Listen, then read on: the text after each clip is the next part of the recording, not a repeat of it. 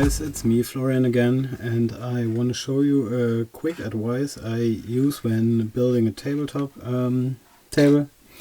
And this is something I call trash casting. Trash casting is you use packages like this eggshell from Easter eggs, and your wife will love you if you keep all the trash for casting.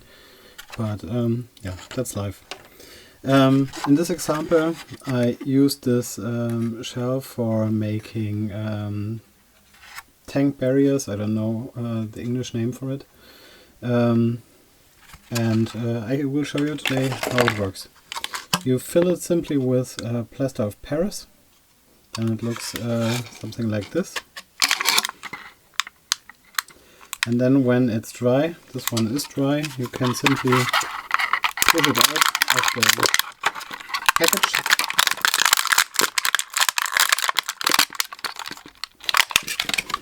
And after this you have this cool looking stuff. You can use it, for example, for Legions Imperialis or Trench Crusade, or I don't know. I will place several of these in a row, base them nicely, and paint it up, and it will be a nice little piece of terrain.